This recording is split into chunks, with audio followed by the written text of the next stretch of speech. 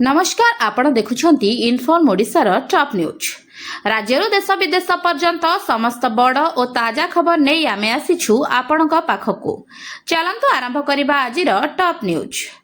वालियंतार बहुचर्चित सौम्य हत्या मामला रे एबे आरंभ होईची जातीय मानवाधिकार कमिशन बा एनएचआरसी रो सीधा सड़क तदंत।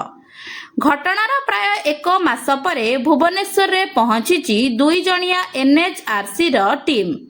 प्रथम दिनरु ही तदंतर गति बढ़ी।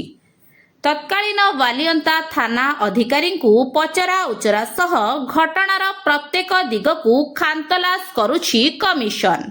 पुलिस भूमिका विड़ हत्या रोकिबारे विफलता एवं तदंत प्रक्रिया उपरे रहिछि एनएचआरसी रो नजर। आसंतो देखिबा एही रिपोर्ट। तदंतर मुख्य प्रश्न हेउची घटनास्थल रे पुलिस केते बेले पहुंचीथिला एवं पुलिस उपस्थिति सत्वे किपरि घटिला विड़ हिंसा।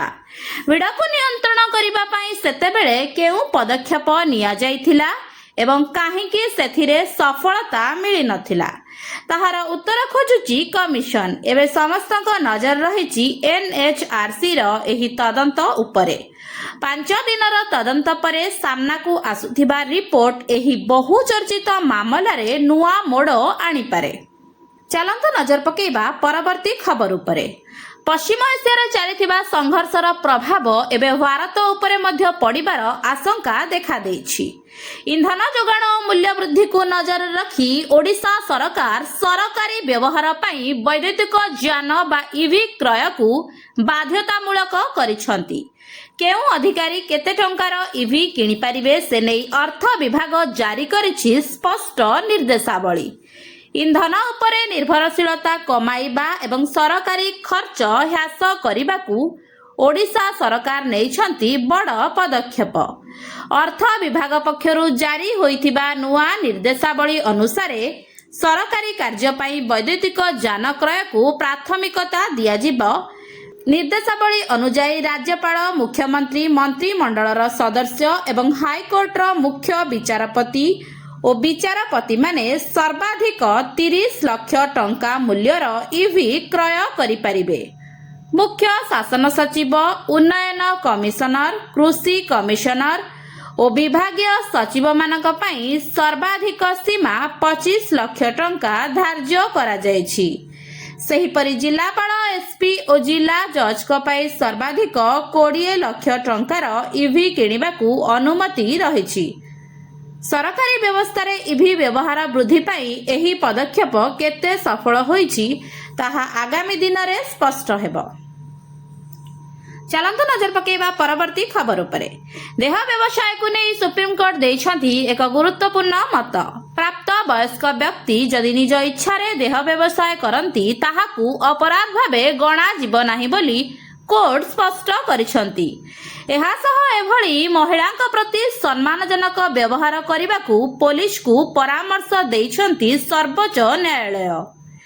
देशर सर्वोच्च न्यायालय देह व्यवसाय संपर्कित आईन उपरे एक स्पष्ट मत रखिछंती।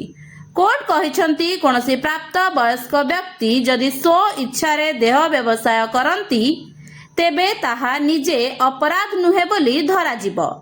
सेहिपरि केवल देह व्यवसाय रे लिप्त थिबा कारणरू पुलिस काहाकू गिरफ, धमक किंबा हैरान करिबा उचित नुहे बोली कोर्ट कहिछंती।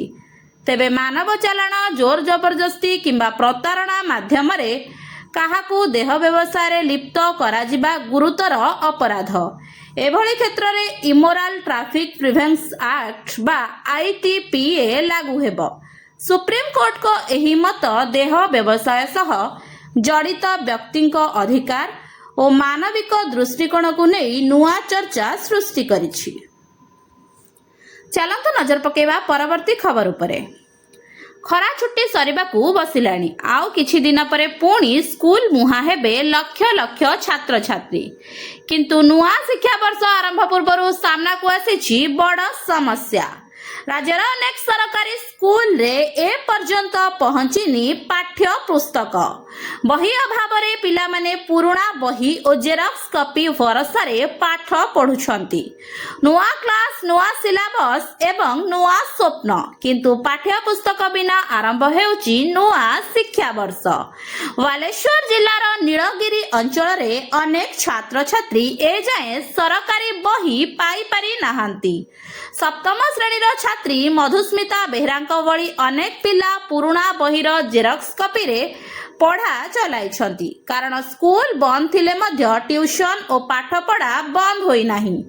फलरे अभिभावक माने पुराणा बही खोजिबा सह जेरक्स दुकान रो द्वारस्थ हेउछंती। अनेक स्थान रे फोटोकॉपी दुकान गुड़िकरे भीड़ बढ़िथिबा देखिबाकू मिलुछि। एही प्रसंग रे गणशिक्षा मंत्री कहिछंती खूब शीघ्र समस्यार समाधान कराजिबो एवं समस्त पिलांक हाथ रे बही पहुंचाइबाकू पदक्षेप निया जाउछि। चलंतु नजर पकेवा परवर्ती खबर उपरे। चिटफंड क्षुद्र जमाकारींक पई आसीछि बड़ आश्वस्तिकर खबर। जमा टंका फेरस्त पाइबाकू एणिकी आउ दरकार नाही मूल जमा रसीद केवल परिचय पत्र आधार रे मिली पारिबो जमा टंका। एही सबु टंका फेरस्त पाई समय सीमा को अगस्त 31 तारिख पर्यंत बढ़ाइछंती राज्य सरकार। चिट फंड ठकेईर क्षतिग्रस्त होइथिबा क्षुद्र जमाकारींक पई राज्य सरकार नेइछंती एक गुरुत्वपूर्ण निष्पत्ति। अर्थ विभागर नुआ विज्ञप्ति अनुसार 10,000 टंकारु कम जमा करिथिबा क्षुद्र जमाकारी माने मूल रसीद नथिले मध्य निज टंका फेरस्त पाई परिबे। केवल Aadhaar card voter ID PAN card किंबा अन्य कोनोसी वैध परिचय पत्र देखाई आवेदन करिहेबो। जमाकारी माने प्रथमे www.opid.odisha.gov.in वेबसाइट रे निजर नाम और आवेदन स्थिति जांच करि परिबे। एहा परे स्थानीय आरआई सह जोगाजोग करी बैंक खातार विवरणी देबाकू पड़िबो। सरकारी तथ्य अनुसार प्राय 4,97,000 क्षुद्र जमाकारी चिन्हट होइथिबा बेले ए पर्यंत मात्र 2,38,000 जन टंका फेरस्त पाइछंती।